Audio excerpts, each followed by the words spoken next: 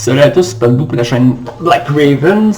Ça va être la prise 2 de cette vidéo-là. La première shot, mon micro n'enregistrait pas. Ouais, bravo, hein, Padbou.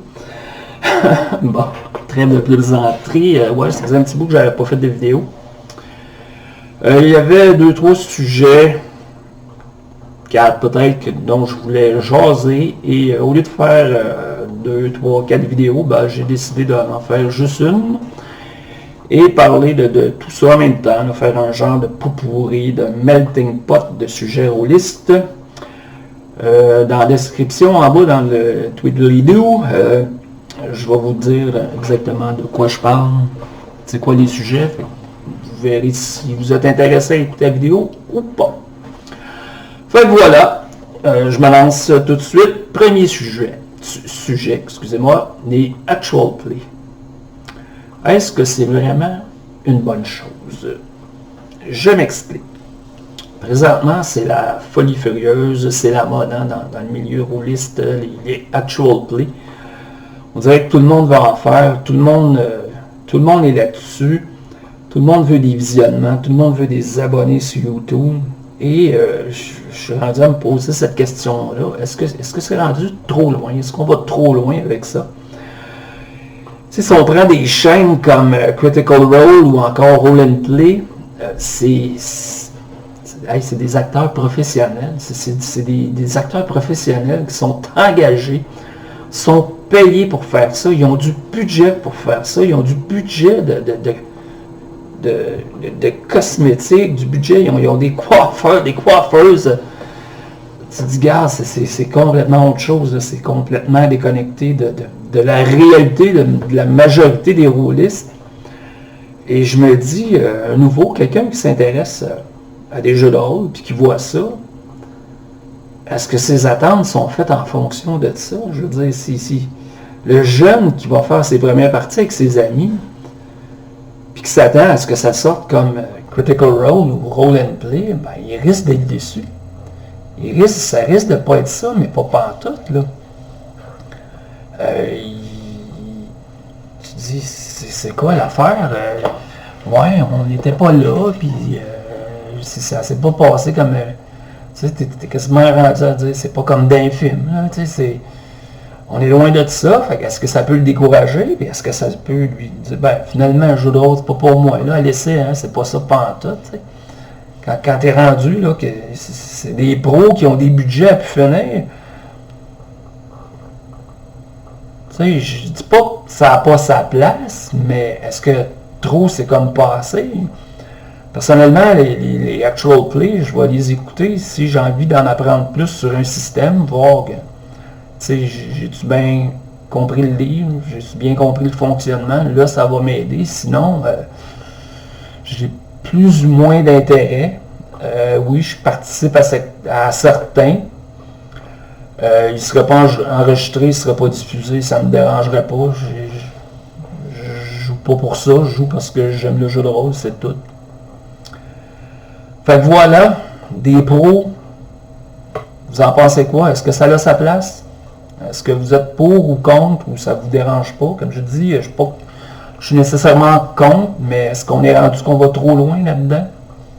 Je sais pas. Vous en pensez quoi? Écrivez-moi une réponse, faites une vidéo. Et ça m'amène vers mon deuxième point, le jeu versus le jeu. Hein? Le roleplay versus le jeu ludique. Oui, quand on regarde ça, on se rend compte que souvent c'est axé plus roleplay. Hein? C'est jouer un rôle, il y a des pros qui font ça.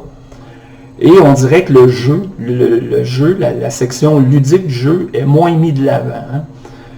Et on dit tout le temps, hein, on fait du jeu de rôle. Ouais, on fait du jeu de rôle. Hein? On joue à des jeux de rôle. Mais peut-être qu'on devrait aller plus loin dans notre description, dans notre façon de parler. On devrait dire, on fait du jeu de rôle sur table. Parce que faire du jeu de rôle, il y a des psychologues hein, qui se servent de ça, le jeu de rôle, pour aider à faire parler du monde, à les amener ailleurs, à essayer de découvrir certaines choses. Et on est loin dans le jeu de rôle sur table. Là. Personnellement, la partie jeu de rôle, la partie jeu de rôle de table, la partie ludique, le lancer des dés, le système, pour moi, c'est capital. C'est important. Oui, on veut tous vivre une bonne histoire. On veut jouer un rôle, un personnage qui va grandir, qui va vivre des belles affaires, mais on va vivre des émotions au travers du roleplay, avec des fois on a des échanges avec d'autres joueurs, avec un PNJ qui nous amène, wow, hey, là, c'était quelque chose. Oui, c'est vrai. Mais tu peux vivre autant d'émotions grâce au système de jeu, hein, grâce au dé qui roule sa table. Hein. Tu sais, là, quand tu sais pas qu'est-ce que ça va donner, tu sais pas. Là. Parce que tu sais que si tu manques ton jet, il y a quelque chose de bad. Là. Le mauvais s'en vient. Là. Hein? Fait que tu es là, puis tu le regardes, il tourne. Là. Il tourne. Hein? Puis dans ta tête, hey, faut que je réussisse. Tu sais, t'as beau être le meilleur acteur au monde, avoir le meilleur roleplay au monde, hein? Mais c'est drôle, hein? Quand le dé est en train de rouler, là, le roleplay fout le camp. Hein? Tu sais, quand je donne un exemple, tu as 5% de chance de réussir, puis tu l'as. Hey, le dé a roulé pour toi, hein? L'émotion que tu vis en dedans, là. Ça, c'est quelque chose. Hein? Le contraire est aussi vrai. Hein? Si t'es pratiquement assuré de réussir, c'est dans la poche, ça va être facile, puis tu le manques. Ah, tu dis, qu'est-ce qui va m'arriver? Je ne sais pas tout d'un coup, là, je ne sais plus, c'est de l'inconnu, c'est une autre émotion, c'est fort. Ça vient te chercher, mais ça, c'est le système de jeu qui te fait vivre. C'est les dés qui te font vivre ça. C'est pas le roleplay, c'est pas le fait que tu es un acteur. Tu sais, quand tu vois ça, ces pros-là, qui ah, critique! Ah, fumble! Hein, c'est drôle, là, mais là, ce sont rien que des joueurs de jeux de rôle sur table.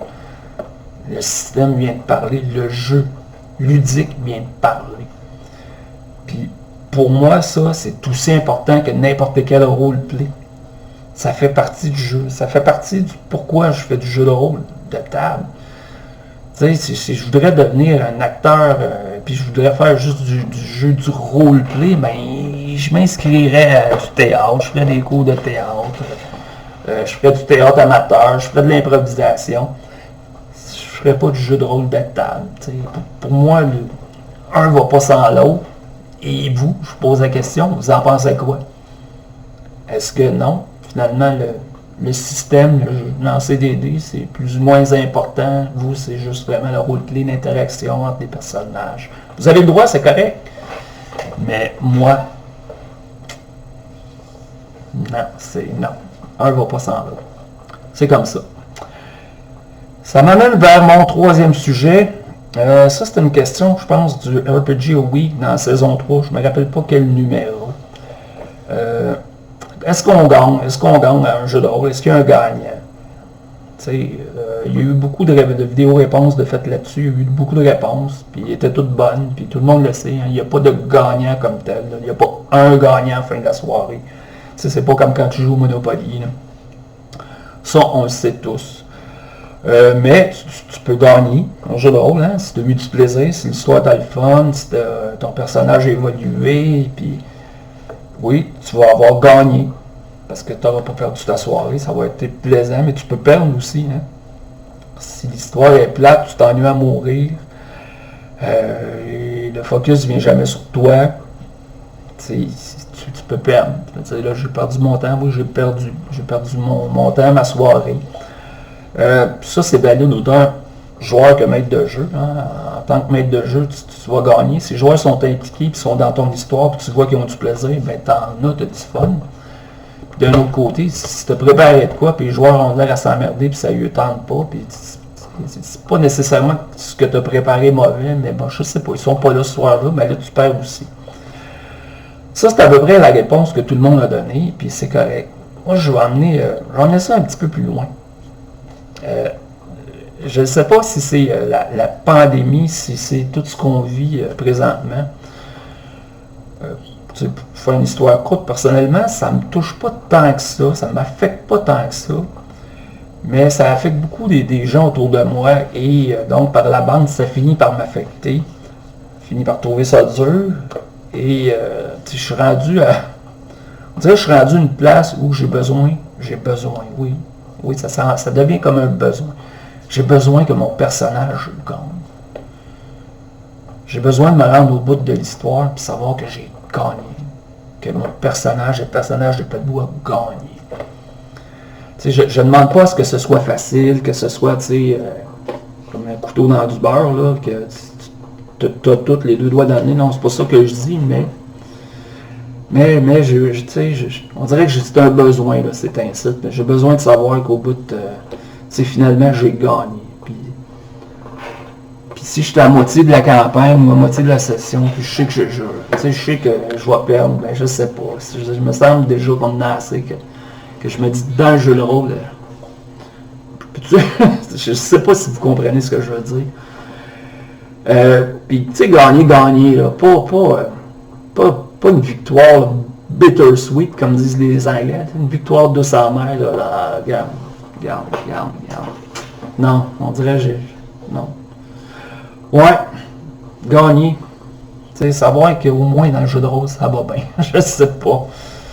Oui, il y a des jeux, certains jeux, si je joue à un jeu si je joue à Call of Toulouse, je sais que je vais perdre. Je sais d'une certaine façon, mon personnage va perdre. Mais là, dans ce genre-là, tu peux perdre et avoir du fun à perdre pareil, d'une certaine façon. Fait. Mais il y en a d'autres que, regarde, non. Je sais pas vous en pensez quoi de ça? Est-ce que présentement, le fait de gagner, au moins de gagner dans le jeu de rôle, c'est un petit plus dans votre vie ou ça ne change rien? Je sais pas ce que vous en pensez. Dernier point, je ne sais pas si vous connaissez, il y a une chaîne YouTube qui s'appelle How to be a Great Game Master. C'est Guy Pearce qui anime ça. C'est un gars qui fait des vidéos quand même assez souvent. Oui, ça tourne pas mal autour de Donjons et Dragons, mais quand même, je suis quand même souvent pas mal d'accord avec ce qu'il amène, d'accord avec ses points, mais dernièrement, il a fait une vidéo qui parlait des backgrounds des personnages, et là, non, je n'étais pas nécessairement d'accord avec tout ce qu'il disait, puis, tiens, on va en parler de ça. Premièrement, il disait que tous les joueurs devraient faire un background d'au moins une page. Avec, tu sais, tu viens d'où, ta famille, tout ça. Ça, je suis assez d'accord avec ça. Oui, ça t'aide à définir ton personnage, ça t'aide à définir certains traits de caractère. Mais, ça, j'en ai déjà parlé, pour moi, c'est pas une obligation. Tu sais, si quelqu'un me dit, bah, ça me tente pas de faire un background, ben c'est correct. Regarde, on part à quelque part, puis tu vas vivre ces aventures-là. Puis, that's it. Je sais qu'il y en a que, oui, comme maître de jeu, oui, le background, souvent, le background d'un personnage va te donner du jus, là, ça va te donner de l'inspiration, mais pour moi, c'est pas nécessairement nécessaire, tu sais, puis comme j'ai déjà dit, c'est pas parce que tu me fais un background que je vais l'utiliser et d'être là, tu sais. Oui, je vais essayer de l'incorporer, je vais essayer d'emmener des éléments, mais au fil du temps. Puis si ça s'insère bien, là, tu sais, si tu t'attends à ce qu'à la première session, je te parle de tel personnage qui a probablement été impliqué dans tel événement, là, 5 ans de ta vie, tu risques d'être déçu. Tu risques d'être déçu. Éventuellement, peut-être que oui, sûrement, mais... Et il disait que le background d'un personnage devait être muable, c'est-à-dire qu'il doit pouvoir changer. Qu'un background, c'était pas immuable. Là, je suis d'accord et je suis pas d'accord. Dans le sens que si j'arrive avec un background, ce qu'il y a sur la feuille, pour moi, ben ça, le maître de jeu ne peut pas le changer. Il peut changer ce qu'il y a autour, oui, mais je donne un exemple. Dernièrement, j'ai joué Otto, qui était un contrebandier, qui approchait de la cinquantaine. Ça veut donc dire que j'avais quand même pas mal de vécu derrière la cravate. Qui dit contrebandier marchand dit ben que oui, je vais avoir des ennemis, je vais avoir des concurrents, que j'ai probablement volé du stock à quelqu'un pour leur vendre. Fait que le maître de jeu m'arrive avec un PNJ qui dit bon ben ça c'est quelqu'un de ton passé, puis tu l'as volé, oui. Oui, ça fit, ça marche, c'est correct. C'est une opportunité que ma classe de personnage, que mon âge, que mon vécu te donne. Tu sautes là-dessus, pas de problème avec ça. Mais lui, il donnait un exemple que, moi j'ai été élevé par une tante, puis ma tante, là, il me disait, ben, là ta tante est dans un château, tu vas la rejoindre dans un château. Puis le gars, il disait, attends un peu. je t'ai dit dans mon background que ma tante, elle vivait sur une ferme. Puis là, le maître de jeu, tu as dit, non, non, ouais, ça c'est de 5 ans, mais là, tu ne savais pas, mais ta tante, elle s'est mariée à un duc, puis maintenant, elle vit dans un château. Et moi, c'est là, tu le savais pas. Regarde, on peut s'en jaser, toi puis moi, là? Tu sais, moi, dans ma tête, ma tante, elle est sur une ferme. Là. Ça, c'est le genre de choses que... Est-ce que, en tant que maître de jeu, tu veux te donner tout ce pouvoir-là? Déjà, hein, qu'on dit que le maître de jeu a trop de pouvoir, puis qu'il gère tout, et que, tu sais, c'est Dieu. Je sais pas, pour moi, il y a une ligne, puis il faut pas dépasser. Je ne sais pas ce que vous en pensez. Un autre point qu'il disait, c'est que tout PNJ qu'un joueur crée dans son background, ben, ça devient la propriété du maître de jeu. Encore une fois, je suis d'accord, je suis pas d'accord. Je veux dire, si je te dis que mon père, j'indique dans mon background que mon père est mort lors d'une bataille, c'est un soldat à telle place, puis que tu m'arrives, toi, non, mais là, finalement, ton père n'était pas mort, il était retenu prisonnier. Écoute, c'est pas ça que j'avais dit, là, c'est pas ça que j'ai décidé pour mon personnage. Je sais pas pour, tu sais, aussi, je dis, ben, j'ai 2 enfants, présentement, j'ai un enfant qui est en train d'étudier, il devient soldat, et j'ai une fille qui est en train d'étudier les arcanes magiques dans une école. Puis toi, tu m'arrives, non, finalement, ta fille est trisomique, puis elle est élevée dans un orphelinat. Attends un peu, là. Ouais, tu sais, pourquoi? Tu sais, je suis d'accord que oui, c'est jusqu'à un certain point. Le maître de jeu s'approprie les PNJ, il peut en faire d'une certaine façon ce qu'il veut. Mais je ne suis pas d'accord à ce qu'il sorte du cadre que le joueur établit. Là, si je te dis, si tu me dis que mon fils qui est soldat a été blessé, ah ok, bon, ça peut arriver. Ça, ok, bon, tu sais, il y a un lien entre les deux. C'est pas, on n'est pas sauté du bing bang d'un. Ça c'est correct, mais sinon, là je suis moins d'accord. Fait que voilà, vous en pensez quoi? Est-ce qu'un maître de jeu peut se permettre tout ce qu'il veut avec le background d'un personnage ou il y a certaines limites? Rendu là, hein? Dites-moi ce que vous en pensez. Fait que voilà, j'ai fait pas mal le tour de ce que je voulais parler. Peut-être juste une dernière petite chose. Paquebot, des fois, il est faible. Hein, et je dirais que dans le dernier mois et demi, j'ai acheté beaucoup de jeux de rôle, autant des livres physiques que des PDF. Je sais pas, il y avait des spéciaux partout, il y a des livres qui sont sortis que... tu sais, ça m'y prend, puis bon, voilà. Fait qu'au lieu de faire un genre de déballage, à la fin de la vidéo, vous allez voir, je vais mettre les images, je vais avoir les couvertures de ce que j'ai acheté dernièrement qui va défiler. Juste pour vous montrer, vous donner une idée de ce qui m'intéresse, de ce que j'ai... je suis en train de visionner, en train de lire tranquillement.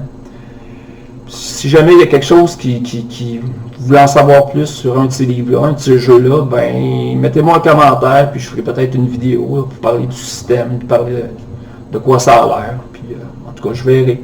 Vous direz... ouais, c'est ça. Vous ferez un commentaire si jamais il y a quelque chose qui vous intéresse, vous voulez en savoir plus. Fait que voilà, c'est tout pour moi aujourd'hui. Je vous remercie de m'avoir écouté, puis je vous dis à la prochaine. Ciao!